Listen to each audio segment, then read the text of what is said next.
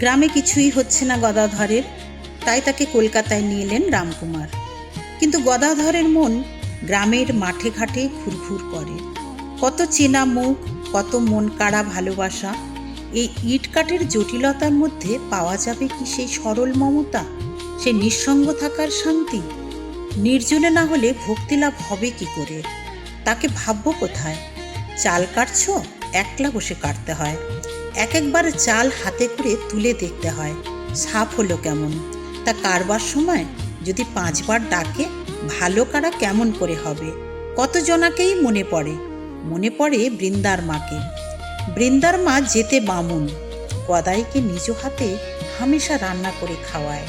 কিন্তু ক্ষেতির মা যেতে ছুতোর, ইচ্ছে থাকলেও ঘরে ডেকে এনে খাওয়াতে পারে না। মনটা কেবল আঁটুবাটু করে, মনের কথা মুখে ফোটে না। ধনিকামান্যির বোন শঙ্করী কাছে পিঠেই থাকে। তাকে একদিন জিজ্ঞাসা করলে গদাধর, আচ্ছা বলতে পারো ক্ষেতির মা আমাকে কি বলতে চাইছে? অথচ যেন বলতে পারছে না। শঙ্করী তো মনের কথাও জানতে পেরেছে তাহলে? বেশ, তবে বলো কি খাবে, আমি নিয়ে আসছি। খাবো তো, এখানে এই পথের মাঝখানে খাবো নাকি? তার ঘরে যাব, ঘরে গিয়ে মেঝের ওপর আসন পেড়ে বসে খাবো। যা সে নিজের হাতে রেঁধে দেবে সমস্ত। তার মনের স্বাদ পূর্ণ করব 16 আনা। তাই গেল ঠিক ছুতোর বাড়ি। ক্ষেতির মার হাতের রান্না খেলো সে তৃপ্তি করে। ক্ষেতির বাপ কিন্তু স্ত্রীর অনাচার সহ্য করতে পারল না। অনাচার বই কি, ছোট জাতের মেয়ে, উচ্চবর্ণের জাত মেরে দিলি? দেবতা খেতে চাইবে বলে তুই তার অন্ন যোগাবি? রাগে দিশেহারা হয়ে গেল ক্ষেতির বাপ। পায়ের খড়ম তুলে শক্ত কয়েক ঘা বসিয়ে দিলে পিঠের ওপর। ক্ষেতির মা টলল না এক চুল, বললে, যতই কেন না মারো আর ধরো, আমার আর কিছুতেই দুঃখ নেই। ঠাকুরের প্রসাদ খেয়েছি আমি। আর মনে পড়ে চিনু শাকারিকে। বয়স হয়েছে, ছোট দোকান, কষ্টে দিন গুজরায়, কিন্তু গদাধর যখনই দোকানে এসে বসে মনে হয় কোথাও যেন আর কষ্ট নেই। রাত যতই অন্ধকার হোক, গদাধর যেন চিরন্তন সুপ্রভাত। যাই একটু বাড়িতে রোজগার হয়, তাই দিয়ে মিষ্টি কিনে গদাধরকে খাওয়ায়। গদাধর খায় আর চিনু দেখে। ওদিকে খদ্দের এসেছে দোকানে, সেদিকে খেয়াল নেই। গদাধরকে যেন চিনতে পেরেছে চিনু। তার নাম যখন চিনু, তখন সেই তো প্রথমে চিনতে পারবে। একদিন হলো কি, চিনু ফুল তুলে পরিপাটি করে মালা গাঁথলে, কোচরে করে লুকিয়ে মিষ্টি কিনে আনলে বাজার থেকে। গদাধরকে বললে, চলো। কোথায়? মাঠে, যেখানে কেউ কোথাও নেই, যেখানে কেবল তুমি আর আমি। চিনিবাস গদাধরকে নিয়ে মাঠের মধ্যে এসে দাঁড়ালো। দৃষ্টির গোচরে নেই কোথাও জনমানুষ। উপরে আকাশ ভরা শান্তির নীলিমা। মালা মিষ্টি পাশে রেখে হাঁটু গেড়ে বসে হাত জোর করে বসে রইল চিনিবাস। সামনে গদাধর, কৃষ্ণ কিশোর। এ কি চিনিবাস দা, এ কি করছো? তার চেয়ে মিষ্টির ঠোঙাটা হাতে দাও। দিচ্ছি গো, দিচ্ছি। আগে মালা দিলে গলায়। কৃষ্ণের গলায় অতসী ফুলের মালা। পরে হাতে করে খাওয়াতে লাগলো গদাধরকে, ব্রজের ননী গোপালকে। জলে চোখ ভেসে যাচ্ছে চিনিবাসের। মিষ্টি ভরা হাত কখনো পড়ছে গিয়ে গদাধরের নাকে, কখনো চোখে, কখনো কপালে। গদাধর হাসছে আর খাচ্ছে। খাওয়ানোর পর আবার স্তব করতে বসলো চিনিবাস। বললে, বুড়ো হয়েছি, বাঁচবো না বেশি দিন। মর্তধামে তোমার কত লীলা খেলা হবে, কিছুই দেখতে পাবো না। তবু আজ যে আমাকে একটু চিনতে দিলে দয়া করে, তাই আমার পারের কড়ি হয়ে রইল। মত্ত অসুরের মতো স্বাস্থ্য ছিল চিনিবাসের। দুহাতে তুলে গদাধরকে কাঁধে চড়িয়ে বীর বিক্রমে নৃত্য করত। বলতো, তুমি আমাকে দাদা বলো, চিনিবাস দাদা। আমি যদি তোমার দাদা হই, তবে আমি তো বলরাম। বলে আবার নৃত্য। তুমি সমুদ্র আর আমি সামান্য শঙ্খকার। একবার মনে পড়ে, চিনু শাকারির পায়ে পড়েছিল গদাধর। শুধু চিনুর নয়, আরও সমবয়সীদেরও। কি খেয়াল হলো, সবার পায়ে ধরে ধরে গদাধর মিনতি করতে লাগলো, ওরে তোদের পায়ে পড়ি, একবার হরি বল বল। সকলে তো অবাক। যত ছোট জাতের লোক নুয়ে পড়ে সকলের পায়ে ধরা। আসল কথা বুঝেছিল চিনিবাস।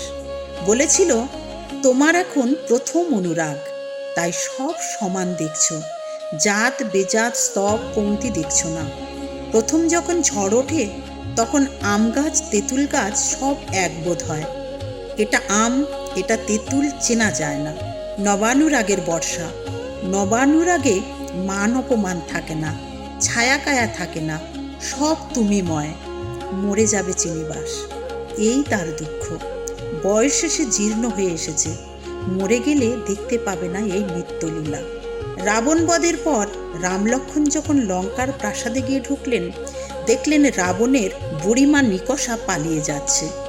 লক্ষ্মণ বিদ্রোহ করে উঠল, যার ছেলে নাতিপুতি সব গেল, বংশে যার বাতি দেওয়ার কেউ নেই, তার কিনা নিজের প্রাণের উপর এত টান।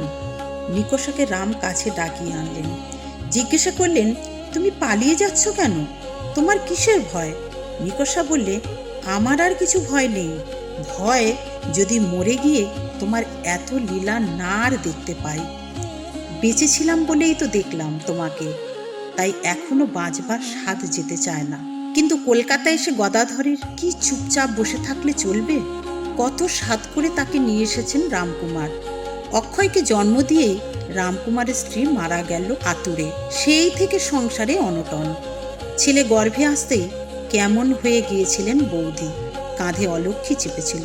সংসারের নিয়ম ছিল যে ছেলের এখনো পৈতে হয়নি, সেই ছেলে কিংবা রুগী ছাড়া আর কেউ রঘুবীরের পুজোর আগে জল স্পর্শ করতে পারবে না।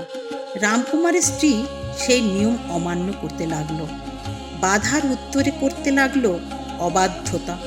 রামকুমার বুঝলেন স্ত্রীর মৃত্যু ঘনিয়ে এসেছে, সেই সঙ্গে বা অমঙ্গলের দিন। হলো তাই, স্ত্রী চলে গেল, সংসারে এলো কঠিন দুর্ভাগ্য। গদাধরের পরে আরেকটি বোন ছিল সর্বমঙ্গলা। গৌরহাটির রামসদয় বন্দ্যোপাধ্যায়ের সঙ্গে তার বিয়ে দিলে। যখন 8 পেরিয়ে 9 পড়েছে, আর রামসদয়ের বোনের সঙ্গে বিয়ে দিলে রামেশ্বরের। রামেশ্বর গৃহস্থালী দেখুক, তাই গদাধর, কলকাতা চল, ওখানে টোল খুলেছি, একটা কিছু হিললে তোর হবেই। অন্তত শান্তি সস্তায়নটা তো শিখবি। কলকাতায় অনেক বড় লোকের বাসা, যদি মানুষ হতে পারিস টাকার জন্য ভাবতে হবে না, সংসার স্বচ্ছন্দ হবে। টাকা টাকা দিয়ে আমায় কি হবে? আমি তো অবিদ্যার সংসার করতে আসিনি। আমি কি ঐশ্বর্য ভোগ চাই? না। দেহের সুখ চাই? না। চাই লোকমান্য। আর তুমি তা অত ভাবছ কেন? যে ঠিক ভক্ত সে চেষ্টা না করলেও ঈশ্বর তার সব জুটিয়ে দেবেন। যে ঠিক রাজার বেটা সে মাসোহারা পায়। যে সদ্ব্রাহ্মণ, যার কোনো কামনা নেই, হাড়ির বাড়ি থেকে হলেও তার সিধে আসে, যেমনি আসে তেমনি যায়। এই যদৃচ্ছা লাভই ভালো। সাঁকর তলা দিয়েই জল বেরিয়ে যায় সহজে। সঞ্চয় করে কি হবে? কত কষ্ট করে মৌমাছি চাক তৈরি করে, কে আরেকজন এসে ভেঙে দিয়ে যায়।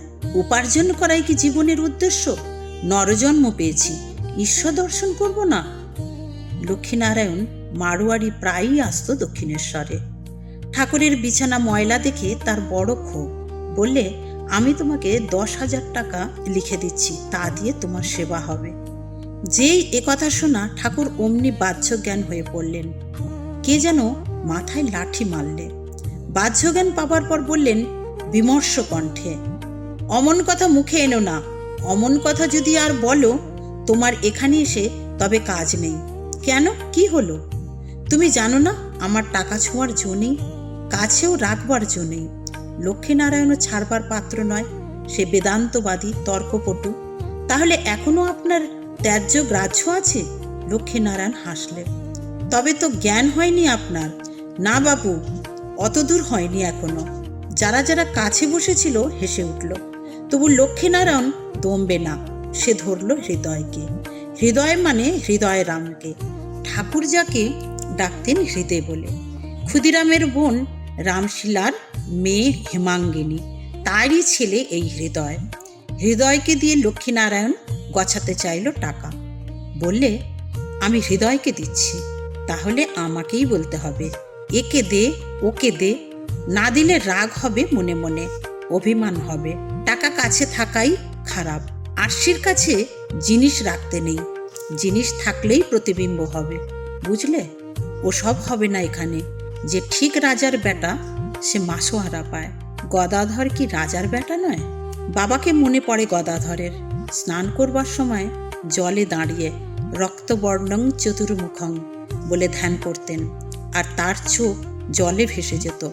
খড়ম পায়ে দিয়ে যখন রাস্তা দিয়ে হাঁটতেন, গায়ের দোকানিরা দাঁড়িয়ে পড়ত, বলতো ওই তিনি আসছেন। যখন উনি স্নান করতেন তখন আর কেউ সাহস করে নাইতে যেত না, খোঁজ নিত তিনি কি স্নান করে গেছেন। রঘুবীর রঘুবীর বলতেন, আর তার বুক লাল হয়ে যেত। সেই বাপের ছেলে গদাধর। শুধু এইটি তার পরিচয়? কে বলে সে জগৎ পিতার ছেলে? সে পড়াশোনা জানে না, শাস্ত্র সংহিতা সে কিছুই ছোঁয়নি। সে হয়তো পুরো বাবা বলে ডাকতে পারে না, উচ্চারণ জানে না সবটার। সে হয়তো আদো আদো ভাষায় শুধু পা বলে। বাপের টান কি শুধু বাবা বলা ছেলের ওপর বেশি হবে পা বলা ছেলের চেয়ে? না, বাবা বলবেন এ আমার কচি ছেলে। বাবা ঠিক বলতে না পারলেও ডাকছে ঠিক আকুল হয়ে। অতএব একেই আগে কোলে নি হাত বাড়িয়ে। কিন্তু সেই যে বাবা স্বপ্ন দেখলেন গয়াধামে গিয়ে, রঘুবীর বলছেন তোমার ঘরে আমি ছেলে হয়ে জন্মাবো, তার কি হবে? তবে আসলে তার কি কেউ পিতা নেই? সে তবে কে? এই আত্মদর্শনই তো ঈশ্বর দর্শন।